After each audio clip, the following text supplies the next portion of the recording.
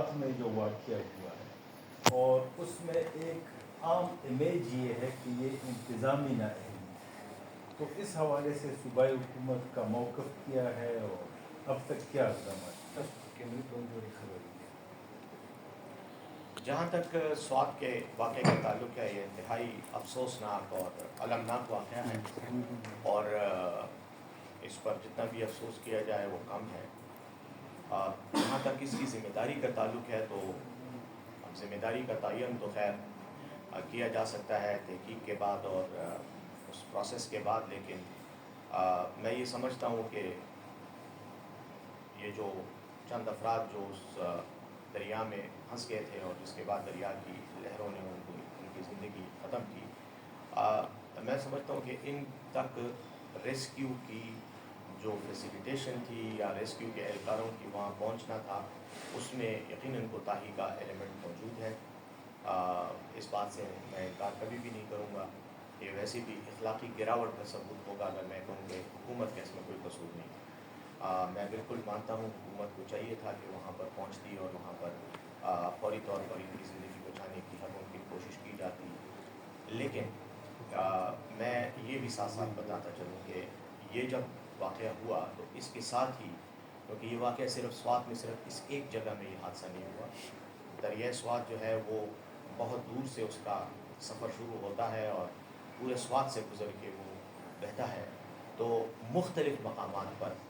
یہ پانی کا جو بہاؤ تھا یہ اچانک تیز ہوا، کیونکہ کلاؤڈ برس تھا پہاڑوں میں، اور اس کی وجہ سے اچانک ہی بہت بڑی مقدار میں پانی کا ریلا آیا، جو کہ پریڈکٹیبل نہیں تھا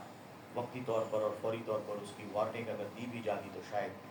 وہ بھی مؤثر ثابت نہ ہوتی، کیونکہ اچانک ہوا۔ کلاؤڈ برس کو جو لوگ سمجھتے ہیں تو ان کو پتہ ہے کہ یہ پانی جب آتا ہے اچانک آتا ہے اور بہت سپیڈ کے ساتھ آتا ہے۔ یہاں پر جب آیا تو مختلف مقامات پر لوگ پھنس گئے اس پانی کے ریلے، اور ریسکیو کی ٹیمیں جو ضلع سوات میں سرگرم تھیں وہ کئی مقامات پر تقسیم ہو گئیں۔ یہ ریکارڈ پر بات ہے اور یہ اسٹیٹسٹکس ہیں کہ تقریباً 80 کے قریب مختلف لوگوں کو مختلف مقامات پر بچایا گیا، ان کو ریسکیو کیا گیا۔ یہ جو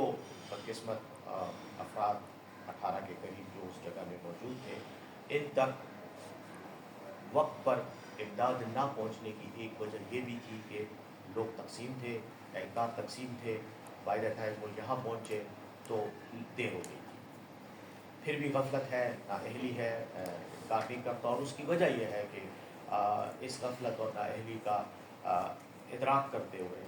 صوبائی حکومت نے فوری طور پر ذمہ دار افسران کو معطل بھی کیا،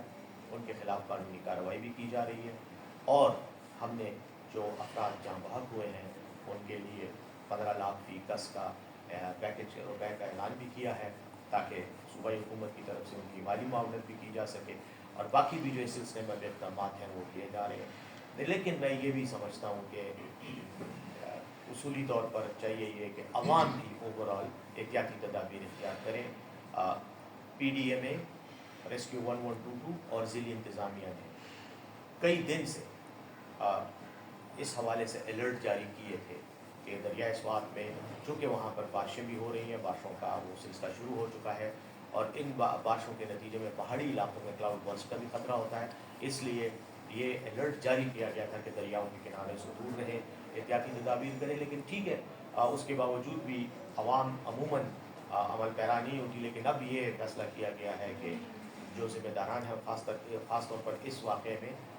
جس ہوٹل میں یہ ٹھہرے ہوئے تھے افراد اور اس کے بعد یہ وہاں گئے ہیں، وہاں اس علاقے کے جو ذمہ دار ہیں ان کے خلاف بھی قانونی کارروائی کی جا رہی ہے، اور اس واقعے کے تمام پہلوؤں کا جائزہ لے کر اوورآل پورے ضلع کے لیے حفاظتی اقدامات کیے جا رہے ہیں۔